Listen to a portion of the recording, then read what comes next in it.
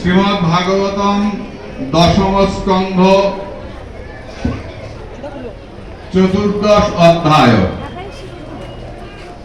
ব্রহ্মাজি বৃন্দাবনে ভগবান কৃষ্ণকে পরীক্ষা করবার জন্য রাখাল বালকদের লুকিয়ে ফেলেছেন, বাছুরদেরকে লুকিয়ে ফেলেছেন।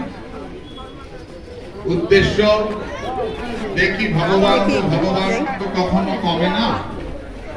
পরমাত্মার লক্ষণ হচ্ছে পরমাত্মাকে কখনো কমানো যায় না। পূর্ণমদঃ পূর্ণমিদং পূর্ণাৎ পূর্ণমুদচ্যতে পূর্ণস্য পূর্ণমাদায় পূর্ণমেবাবশিষ্যতে। তিনি পূর্ণ, তাকে কমানো যায় না। তিনি পূর্ণ। সমুদ্র থেকে এক ঘটি জল নিলে কি সমুদ্রের জল কমে গো? শূন্য থেকে শূন্য বাদ দিলে কি হয়? শূন্যই থাকে।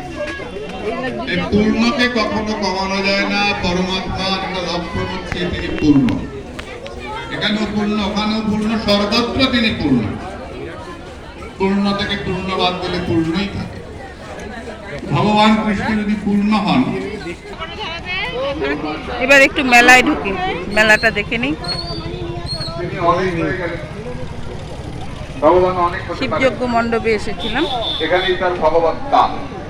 কর্তুম অকর্তুম অন্যথা কর্তুম সমর্থ।